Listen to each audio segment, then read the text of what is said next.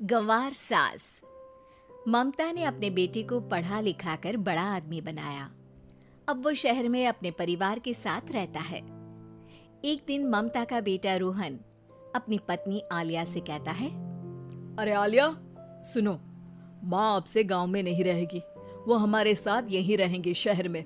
उनका कमरा आज नौकर से बोलकर अच्छे से साफ करवा देना। ओह, आज तो मेरी किटी पार्टी है, फिर मुझे जिम और फिर शॉपिंग। ठीक है, कल करवा दूंगी। अच्छा, लेकिन माँ के सामने ये कपड़े नहीं चलेंगे। हाँ, तुम्हें साड़ी या सूट पहनना होगा। अरे बिल्कुल भी नहीं।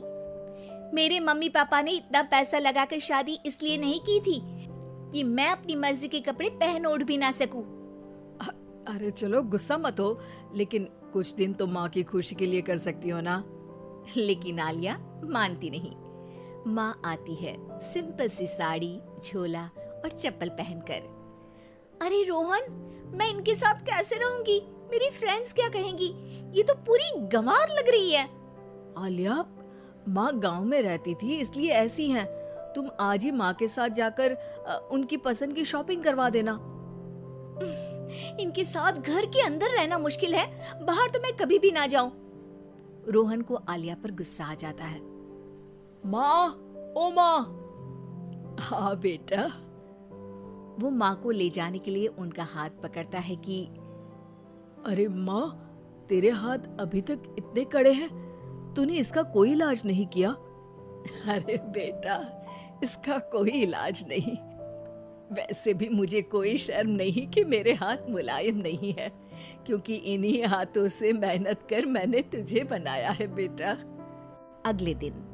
माँ, मैं ऑफिस जा रहा हूँ। कुछ लाना हो तो आलिया को बोलकर फोन करवा देना। रोहन के जाने के बाद, आप ना आज कमरे में ही रहिएगा, घर में पार्टी है, मेरी सहेलियां आ रही हैं, मैं उन लोगों के सामने आपको नहीं ला सकती हूँ। ठीक है बहू, लेकिन तुम कहो तो मैं कुछ खाने को बना दूं तुम लोगों की पार्टी के लिए। वो लोग सिर्फ कॉन्टिनेंटल या थाई फूड ही खाते हैं। कोई बात नहीं, कभी इंडियन खिलाने वाला कोई मिला नहीं होगा ना। मैं बनाकर कमरे में चली जाऊंगी। जैसे आपकी मर्जी। आलिया के घर उसकी दोस्त आती हैं, पार्टी होती है। अरे वाह आलिया, ये क्या है खाने में? बड़ा ही स्वादिष्ट है यार, इसकी रेसिपी मुझे चाहिए। हाँ, और ये दाल, ओ माय गॉड, मैंने तो किसी 5 स्टार में भी ऐसी दाल नहीं खाई है यार। तू कुक को यहाँ बुलाना। अब आलिया घबरा जाती है। हाँ हाँ हाँ, क्यों नहीं। माँ जी, जरा बाहर आइए। आलिया की सास सिंपल सी साड़ी और गांव के अंदाज में आती है। अरे बहू, क्या हुआ? खाना पसंद नहीं आया क्या? बहू? अरे ये गांव से दिखने वाली औरत तुम्हें बहू क्यों बोल रही है? कौन है ये? वो हमारी नई नौकरानी है। सास बहू की बात सुनकर बहुत दुखी हो जाती है। वो सर झुकाकर जा ही रही होती है कि एक सहेली बोल पड़ती है। अरे कहाँ जा रही हैं माँ जी? वो उठकर उनके पैर छूती है। जीती रहो बेटा। क्या है ना, आपकी शक्ल बिल्कुल मेरी माँ जैसी है।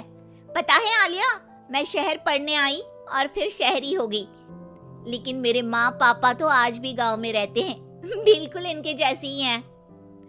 आप यहाँ बैठिए ना आंटी, आप सच में बड़ी खूबसूरत है और आपके हाथ का खाना तो लाजवाब है। काश ये मेरी सास होती। सभी सहेलियां सास को घेर कर बैठ जाती हैं और उनसे खाने की रेसिपी पूछ रही होती है कि तभी घर की बेल बजती है और रोहन आता है। अरे क्या बात है, आज आप लोग हमारे घर में? और ये लोग तो मुझे आलिया से ज्यादा माँ की सहेलियां लग रही हैं। क्या ये आपकी माँ है?